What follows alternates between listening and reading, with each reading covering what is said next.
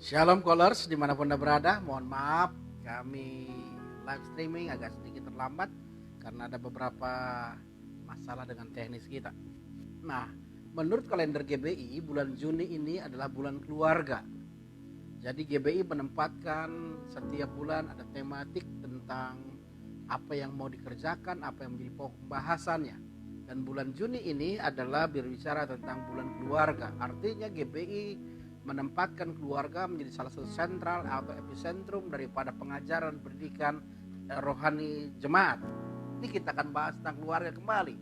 Kita akan bahas dengan satu tema, aku dan sisi keluarga aku akan beribadah kepada Allah saja.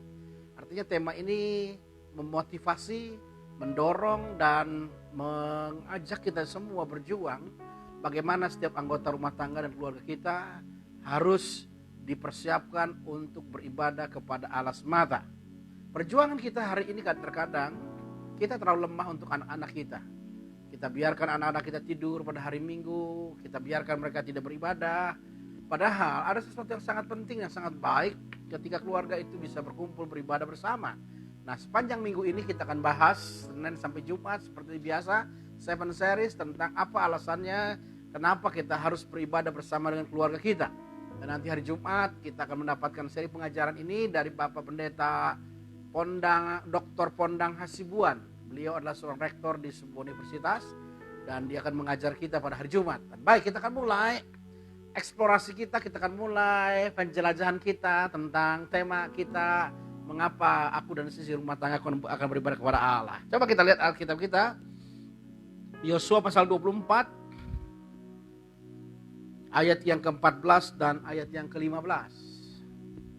Yosua 24 ayat 14 dan 15 berkata demikian. Oleh sebab itu, takutlah akan Tuhan dan beribadahlah kepadanya dengan tulus, ikhlas dan setia. Jauhkan ilah yang kepadanya nenek moyangmu telah beribadah di seberang sungai Efrat dan di Mesir, dan beribadahlah kepada Tuhan atau Yahweh. Ayat 15-nya. Tetapi jika kamu anggap tidak baik untuk beribadah kepada Tuhan, pilihlah pada hari ini kepada siapa kamu akan beribadah, Allah yang kepada nenek moyangmu beribadah di seberang sungai Efrat, atau Allah orang Amori yang negerinya kamu diam ini. Tetapi kata Yosua berkata di hadapan semua bangsa Israel, aku dan seisi rumahku akan beribadah kepada Tuhan. Sekalipun kalau kita lihat pidato atau khotbahnya Yosua di hadapan orang Israel ini sebuah pilihan kepada orang Israel, mereka memilih kepada siapa mereka akan beribadah. Diperbolehkan untuk bebas memilih kepada Allah orang-orang Efrat, Allah orang-orang Amori atau siapapun juga. Tetapi Yosua berkata, aku dari sisi rumahku akan beribadah kepada Tuhan. Pada waktu itu timbul sebuah pergumulan yang berat bagi orang-orang Israel ketika Yosua harus berkhotbahkan ini. Sebab kenapa? Mereka sedang memasuki tanah Kanaan, mereka sedang memasuki tanah yang dijanjikan Tuhan, dan mereka mengalami new life. Karena apa? Karena hidup mereka berubah. 40 tahun ketika mereka mengiring Tuhan di padang gurun, mereka 40 tahun Tuhan dipelihara tanpa kekurangan. Tiap hari Tuhan kirimkan yang namanya mana dari sorga. Mereka tinggal pungut setiap hari Senin, Selasa, Rabu, Kamis, Jumat. Dan Jumat mereka boleh mengambil 3 gomer. Artinya karena hari Sabtu mereka tidak boleh ambil. Setiap hari mereka ambil 1 gomer. Kalau hari biasa mereka ambil 2 gomer, maka yang sisa itu pasti busuk. Tetapi ketika mereka hari Jumat, mereka diboleh mengambil lebih, itu tidak menjadi busuk. Dan itu menjadi pergumulan yang hebat karena ada new life, ada perubahan hidup.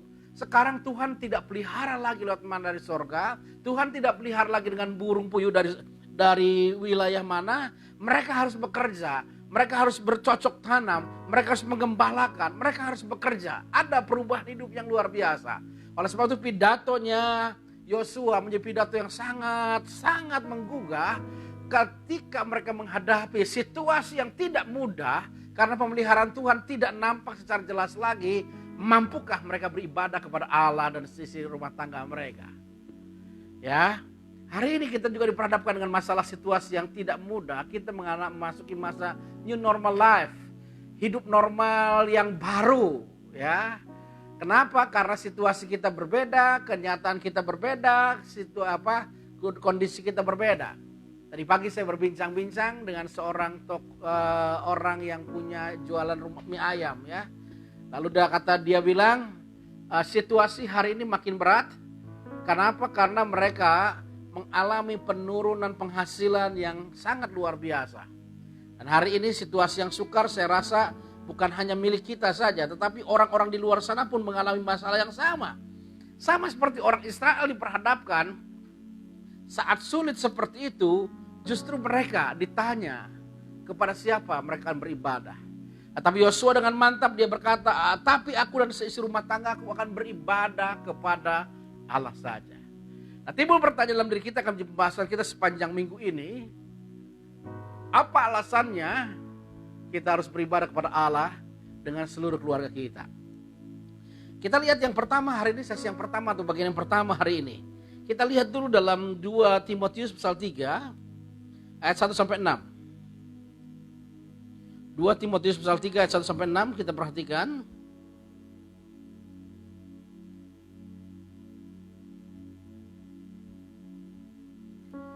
Perhatikan. 2 Timotius 3 ayat 1 sampai 6 berkata demikian.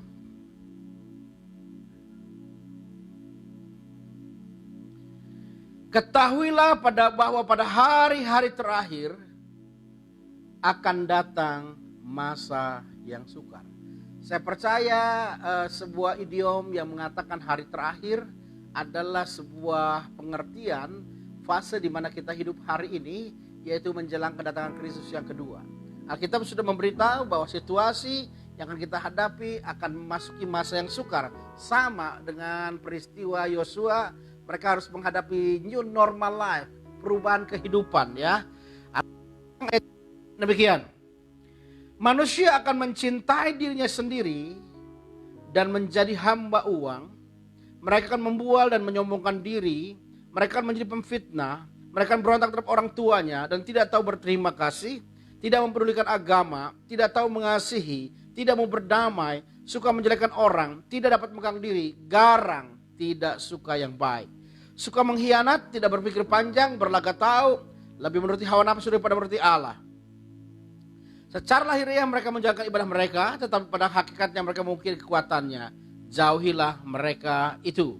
Sebab di antara mereka terdapat orang-orang yang menyeludup ke rumah orang lain dan menjerat perempuan-perempuan yang lemah, yang syarat dengan dosa, dan dikuasai oleh berbagai nafsu. Alkitab sudah memberikan sebuah peringatan yang awal, yang dini kepada kita, bahwa pada hari terakhir akan datang masa yang sukar. Sebuah pandangan, sebuah pendapat bahwa manusia makin hari makin pintar. Saya berusia hampir 50 tahun, saya mengalami yang namanya pasang surutnya dunia telekomunikasi yang namanya handphone. Anak-anak sekarang mungkin gak pernah tahu yang namanya BlackBerry. Saya mengalami. Sebelum ada handphone, maka ada zaman pager dulu. Pager itu penyentara, artinya kalau kita mau pesan SMS, kita mesti telepon, maka dari pihak operatornya akan ketikan pesan kita lalu masuk ke alat kita. Mungkin anak-anak kita sekarang nggak pernah tahu. Artinya makin hari ini kemajuan teknologi makin tinggi. Saya pernah berpikir satu saat kita kenal di dalam dunia komputer ada yang namanya USB. Apa itu USB? Alat di mana kita menaruh file kita. Sehingga USB itu bisa juga untuk mengcopy. Jadi hasil kopian dari sebuah file bisa dimasukkan USB. Nanti mungkin ya Bapak Ibu saudaraku yang terkasih, ada USB yang bisa dihubungkan dengan otak manusia. Mungkin. Artinya gini, kalau saya nggak bisa berbahasa Jerman, lalu ada orang Jerman, saya tinggal download aja di otak dia, lalu tempelin di otak saya, maka saya bisa berbahasa Jerman. Artinya teknologi begitu hebat. Dulu orang untuk punya anak terima nasib, dapat laki-laki alhamdulillah puji Tuhan, dapat perempuan puji Tuhan. Sekarang dengan teknologi kita bisa mengatur, bisa punya anak laki atau perempuan. Ya, artinya dulu ketika orang tidak punya anak, mereka tinggal pasrah bahwa mereka Tuhan gak berkati. Tetapi sekarang ada fertilisasi in vitro segala macam, ada bayi tabung ya. Artinya teknologi maju.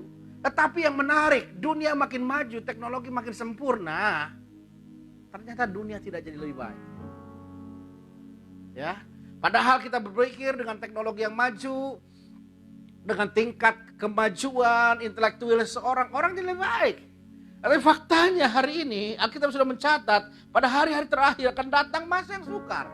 Artinya teknologi, ilmu pengetahuan tidak menjadi jaminan orang jadi lebih baik. Ya, nah pertanyaan menarik, kenapa orang bisa memiliki karakter yang rusak dalam ayat 2 Timotius pasal 3 ini? Alkitab saya bilang begini, dalam masa yang sukar itu manusia akan mencintai dirinya sendiri. Saudara pernah terenyuh dengan kebaikan-kebaikan kecil yang dilakukan orang di video-video di FB saudara? Contohnya, ada seorang wanita, saya nggak tahu lupa namanya. Dia bekerja paruh waktu di sebuah rumah makan 24 jam, fast food gitu ya. Suatu saat pagi hari jam 5 pagi ada 2 orang atau 3 orang anggota pemadam kebakaran baru makan. Lalu mereka ceritalah bagaimana mereka bertempur sekian jam mematikan sebuah gudang atau pabrik yang kebakaran. Maka perempuan ini lalu melayani mereka minum kopi, lalu ditulis di billingnya, di tagihannya, semua sudah dibayar oleh saya karena saya mendengar Anda berjuang hebat untuk memadamkan kebakaran. Nah, salah satu pemadam kebakarannya itu lalu mengisahkan kisah ini di medsosnya. Dan orang begitu terharu. Orang datang ke situ berjumpa dengan perempuan itu, lalu juga diwawancarai, ternyata dia punya kerinduan. Bapaknya tuh anggota SARS gitu kalau nggak salah, Search and Rescue, tetapi sudah menjadi lumpuh di rumah. Mereka butuh mobil untuk berobat. Dan maka orang-orang yang terkesima dengan kebaikannya itu kumpul uang, lalu mereka membelikan mobil itu. Kenapa? Karena saya rasa hari ini kita sulit menemukan orang yang baik. Maka sekecil apapun kebaikan itu menjadi viral, menjadi berita yang heboh. Kenapa? Karena kita sudah memberikan catatan bahwa dunia pada hari-hari terakhir akan datang masa yang sukar. Orang akan mencintai diri sendiri. Untuk berbagi dengan orang lain sangat sukar. Untuk mempeduli dengan orang lain sangatlah sulit. Ya. Ada yang kedua dikatakan akan menjadi hamba uang. Akan menjadi hamba uang. Artinya bagaimana uang itu bisa menghancurkan banyak hal. Ketika dunia ini belum ada uang, masih sistem barter, ya, belum ada reformasi industri, ketamakan orang itu sangat terbatas. Kenapa? Karena mereka nggak bisa menyimpan. Mereka hasil panen beras atau panen apa, maka kalau nggak mereka buang, nggak mereka jual dengan segera, tidak bisa disimpan, maka itu akan menjadi busuk. Sekarang dengan uang, orang bekerja apapun juga lalu dikonversi jadi uang lalu ditaruh di bank, maka mereka punya kesempatan untuk menabung begitu banyak hebatnya. Lihat perubahan yang terjadi gara-gara ditemukannya uang, maka kesenjangan ekonomi antar orang sangat-sangat lebih dalam lagi. Dulu kalau saya seorang peternak kaya, saya hanya beternak paling banyak ribuan karena setelah itu saya nggak mampu. Kalau saya petani, saya hanya bisa menghasilkan sekian hektar 1 bulan, setelah itu gak mampu. Ya, tapi dengan uang, kita sekarang bisa hire orang, kita bisa gaji orang, maka hasil penjualannya kita punya kambing kan ada lifetime-nya, ada waktu hidupnya, 10 tahun dia mati. Tapi kalau uang kita simpan di bank bertahun-tahun, dia tidak akan habis. Dan inilah yang membuat manusia menjadi hamba uang. Yang ketika dikatakan mereka membual dan menyombongkan diri. Hari ini dunia selalu menempatkan orang-orang yang hebat dan jadi terkemuka. Sehingga orang berkompetisi untuk menjadi orang yang terbaik. Padahal kalau tidak salah Mother Teresa bilang, Tuhan gak cari orang yang terbaik, tetapi Tuhan cari orang yang bisa berbuat baik. Ya, nah, itu terjadi. Mereka akan memfitnah. Mereka akan berontak kepada orang tua dan tidak tahu berterima kasih. Tidak mempedulikan agama, tidak tahu mengasihi, tidak mau berdamai, suka menjelekkan orang. Tidak dapat pegang diri, garang, tidak suka yang baik. Suka berkhianat, tidak berpikir panjang, berlaga tahu, lebih menuruti hawa nafsu daripada menuruti Allah. Kalau kita lihat dari ayat 1 sampai 4, masa yang sukar itu diwarnai dengan apa? Dengan kehancuran karakter. Ingat, masa yang sukar itu diwarnai dengan kehancuran karakter. Mencintai diri sendiri, selfish, itu bicara tentang karakter. Hamba uang, itu bicara ketamakan. Mereka membual dan menyombongkan diri, itu bicara karakter. Masalah kesombongannya. Mereka menjadi pemfitnah. Mereka berontak kepada orang tua yang tidak tahu berterima kasih dan tidak medulikan agama. Artinya kita masih sadar hari ini, ujung daripada akhir zaman ini, masa yang sukar itu akan diwarnai dengan kental, dengan hebat, berkenaan dengan kehancuran karakter banyak orang. Nah, pertanyaannya kira-kira karakter itu dimulai di mana? Apa yang menyebabkan kehancuran masa yang sukar ini, yaitu karakter orang hancur. Nah, kira-kira apa penyebabnya orang-orang pada akhir zaman ini karakternya hancur? Ya, saya bilang bukan karena teknologi loh. Kalau orang berpikir dengan teknologi orang menjadi lebih baik, tidak. Ya, kalau kita lihat warna atau hal yang paling fakta waktual yang kita temukan di akhir zaman ini, masa yang sukar itu muncul karena kehancuran karakter manusia. Nah, kira-kira kehancuran karakter itu menjadi orang yang hancur karakternya dimulai dari mana? Dimulai dari mana?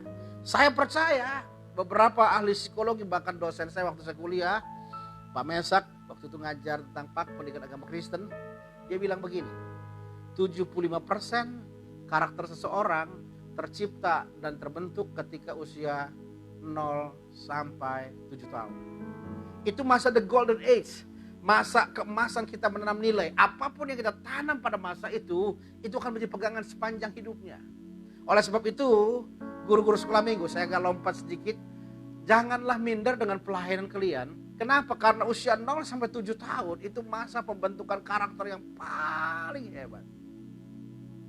Dan hari ini, kalau 0 sampai 7 tahun, artinya masa the golden age, masa keemasan orang membentuk karakter, itu terjadi di dalam rumah atau dalam keluarga. Karena usia 0 sampai 7 tahun adalah masa dia menghabiskan waktu terbanyaknya dengan keluarga. Kalau orang kerja sekarang kan 8 jam dia di kantor, 8 jam dia di rumah, 8 jam dia tidur. Kalau anak-anak SMA mungkin dia sekolah 7 jam atau 8 jam, hampir sama di luar. Tetapi ketika usia 0 sampai 7 tahun, hampir 24 jam dia habiskan waktunya di rumah. Dan ketika gagal, rumah gagal menjadi tempat bentuk karakter yang paling hebat. Ketika keluarga gagal membentuk karakter yang paling hebat, maka muncullah anak-anak dengan karakter yang buruk. Saudara pernah kaget melihat anak-anak pendeta yang brengsek? Kenapa? Karena saya sadar kita hamba-hamba Tuhan menghabiskan waktu kita di luar dalam pelayanan, melupakan anak-anak kita. Ya, tanya, tidak banyak loh, atau mungkin setengahnya, banyak anak-anak pendeta yang susah untuk ke gereja. Padahal bapaknya tiap minggu gereja karena gembala. Artinya hari ini kita sadar, di hari-hari terakhir zaman akhir ini akan datang masa yang sukar. Dan masa yang sukar itu tercipta karena rusaknya karakter banyak orang. Kalau orang menjadi pelit, maka sangat susah dunia ini. Kalau orang menjadi hamba uang, maka dia akan menindas orang lain. Kalau orang menjadi sombong, maka akan timbul perlawanan yang hebat. Artinya masa yang sukar ini tercipta karena karakter yang buruk. Dan karakter yang buruk ini, karakter yang rusak ini, penyebab utamanya adalah keluarga yang rusak. Saudara bisa temukan anak-anak yang lahir dari keluarga yang ada perzinahan, itu anak-anak yang kepahitan yang luar biasa.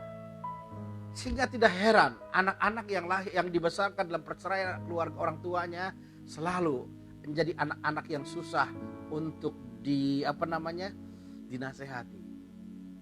Anak-anak yang lahir dalam keluarga yang broken home itu menjadi penyumbang terbesar. Keluarga yang broken home menjadi penyumbang terbesar kenakalan dalam waktu usia remaja. Bukan hanya di Indonesia, bahkan di Amerika sekalipun. Nah, oleh sebab itu maka hari ini kita sadar, kenapa kita harus bimbing keluarga kita beribadah kepada Allah? Karena kita tahu hari ini ketika kita mampu membawa rumah tangga kita hidup dengan Tuhan, takut akan Allah, hidup dengan anugerah Tuhan, maka kita sedang menahan pembusukan yang dunia lakukan dengan kehancuran keluarga ini. Oleh sebab itu maka kekasih-kasih Tuhan, Kolors dimanapun berada hari ini, perjuangan terbesar kita hari ini, bagaimana kita membangun rumah tangga kita. Saya pastikan kalau rumah tanggamu berantakan, maka kamu produksi anak-anak yang akan menjadi monster. Saya pernah berjumpa dengan orang tua yang ketika usia tuanya tidak lagi diurus oleh anak-anaknya. Kita seringkali menyalahkan anak-anaknya tidak tahu diri, anak-anaknya tidak mengasihi orang tuanya, anak-anak yang durhaka. Tapi tanya kepada orang tua yang tidak diurus oleh anak-anaknya ini, maka saya beri pastikan jawaban terbesar dari mereka adalah mereka kehilangan waktu-waktu terbaik dengan anak-anak mereka. Artinya orang tua ketika anak-anaknya kecil, dia tidak pernah memperhatikan anak-anaknya.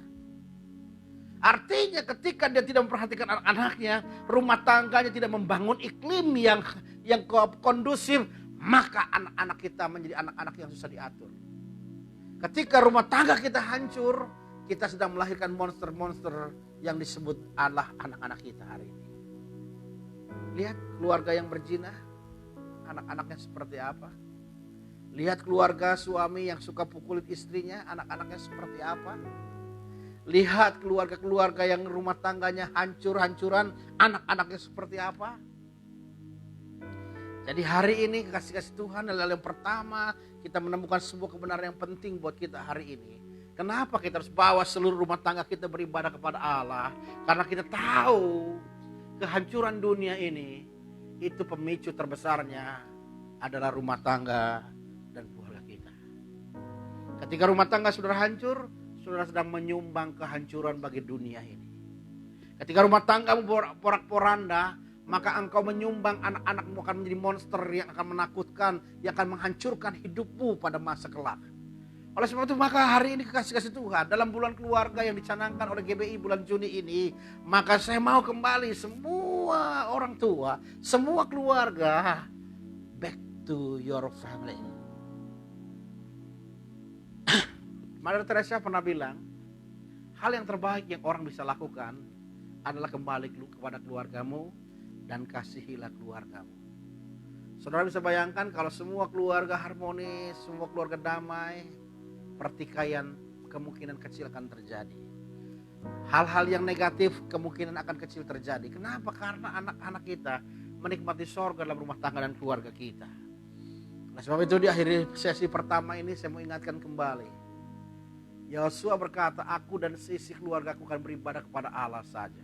Hari ini waktunya, dalam saat COVID-19 ini kau mungkin di rumah, ibadah live streaming, hari ini ajak anak-anakmu beribadah.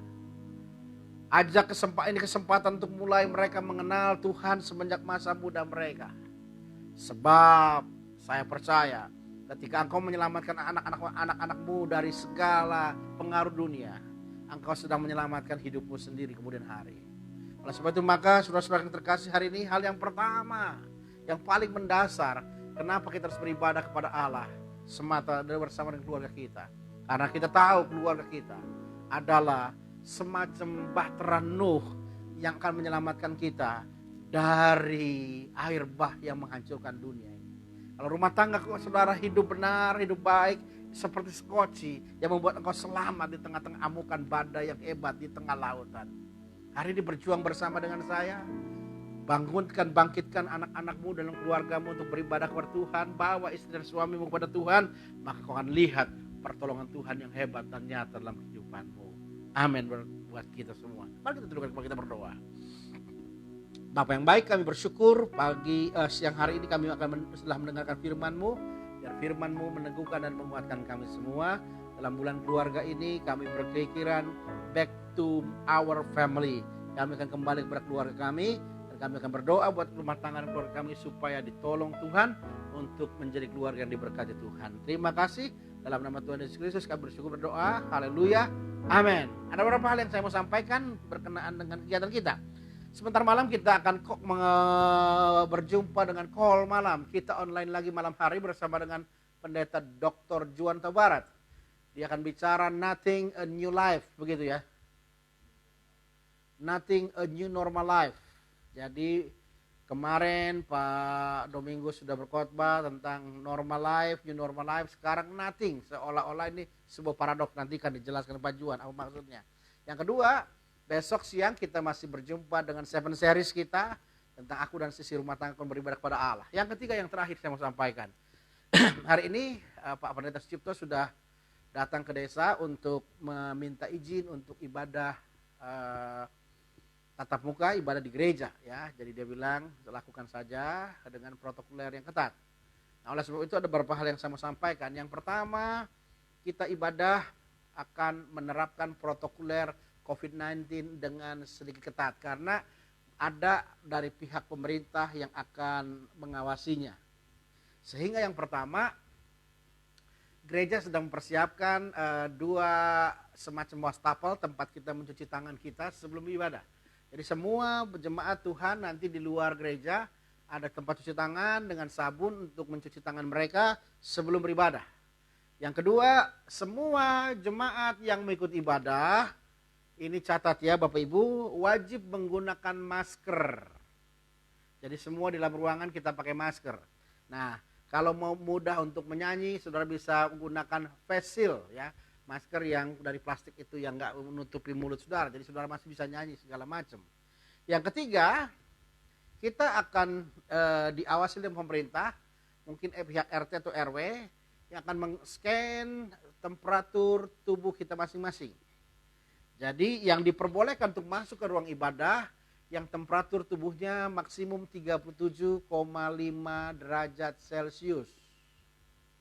Jadi kalau 38, saya minta maaf saudara tidak boleh masuk, mungkin lebih baik beristirahat di rumah agar tidak membuat cemas yang lain. Sekalipun saya tahu panasnya belum tentu COVID ya, tapi membuat cemas yang lain. Yang keempat, digunakan juga gereja akan diinspektan, disemprot dengan disinfektan supaya meyakinkan bahwa gereja kita bersih dari segala sesuatunya. Yang kelima, Bapak Ibu, ada pembatasan jumlah orang beribadah, ya. Ini yang agak beda-beda, ya. Sementara karena belum ada petunjuk dari bupati dan camat kita gunakan petunjuk dari Menteri Agama kita. Di dalam surat edaran Menteri Agama, satu gereja diperbolehkan terisi 20% atau 30 orang maksimum untuk ibadah. Kalau di Jakarta saya dengar sampai 50% ya, tapi karena sudah ada petunjuk dari gubernurnya. Kalau kita belum ya, kita belum ada dari bupati. Kita masih gunakan yang dari Menteri Agama 20% atau 30 orang beribadah. Nah, oleh karena 30 orang ini, jemaat kita Cikampek, Kerawang dan Purwakarta kalau di ibadah biasa mungkin hampir 700 orang. Dan Kerawang dan Purwakarta sementara ini tidak ada ibadah. Jadi yang ada ibadah yaitu dari Cikampek, Purwakarta dan Kerawang, dan mereka gabung dengan kita. Oleh sebab itu, karena kalau kita anggap 30 orang maksimum, dipotong pemain musik, pelayan-pelayan dan khotbah, berarti satu ruang ibadah hanya dihuni 25 orang. Nah, kalau 25 orang, kita 700 orang, kita mesti ibadah berapa kali? Oleh sebab itu, kita juga mensiasatinya. Yang pertama adalah kita akan tambah jadwal ibadah. Ini saya sampaikan pagi ini, besok saya bicara dengan pendeta-pendeta ya. Jadi kemungkinan jadwal ibadah kita akan adakan sebanyak 9 kali ibadah. Kalau biasa sebelum ada COVID-19 kita 4 kali ibadah, ini 9. Dengan jam-jam yang seperti saya sebutkan, saudara mesti dengar ya. Di Geraha Call kita akan ibadah mulai jam 6.30, lalu jam 8, lalu jam 9.30, jam 11. Jadi 4 kali di Geraha ibadah dengan jeda waktu 1,5 jam. Mungkin ibadah kita cuma 1 jam sampai jam seperempat. Sedangkan di gereja jam 7, 9, 8.30 dan jam 10. Ya. Jadi itu cuma 3 kali ibadah. Jadi 7 kali. Sore kita ada ibadah lagi 2 kali. Jam 4 di Geraha dan jam 5 di gereja. Jadi total 9 kali. Nah, pendaftaran sudah mulai. Karena ada pembatasan, maka kita ada pendaftaran. Kenapa? Karena kita nggak mau misalnya ibadah jam 10 batas maksimum 30 orang yang datang 70 orang. Nanti bermasalah. Makanya ada pendaftaran untuk jadwal ibadah.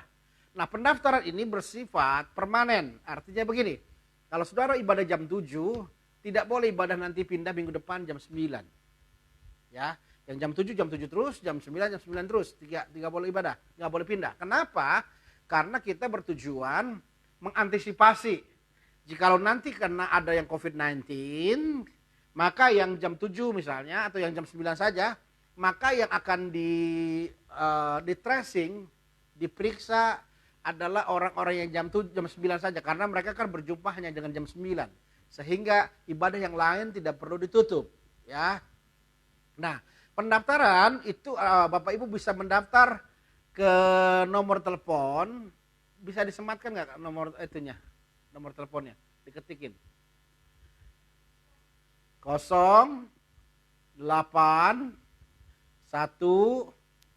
13 14 28 10 14. Ini nomor telepon Pak Arso. Jadi kalau saudara punya nomor telepon Pak Arso, daftar ke nomor telepon Pak Arso. Daftarnya kalau tidak salah jam 7 di gereja, jam 9.30 di gereja. 8.30 dan jam 10 sudah penuh. Ya, jadi di gereja tinggal yang jam 5 jam berapa?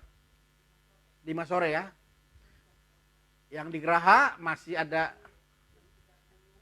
6.30, 8, 9.30, jam 11. Jam 9.30 udah berapa? 9.30 udah berapa orang? 9.30 udah mau full ya. Jadi segera mendaftar karena kayak sekolahan. Kalau nggak daftar nggak bisa masuk ya. Jadi itu yang saya informasikan, saudara mengerti, karena situasi COVID-19 ini kita agak sedikit berbeda tatanannya. Saya berharap semua jemaat bisa terakomodir untuk beribadah bersama ya. Kita doakan semuanya bisa berlalu dengan segera dan kita bisa beribadah bersama-sama. Tuhan memberkati kita semua.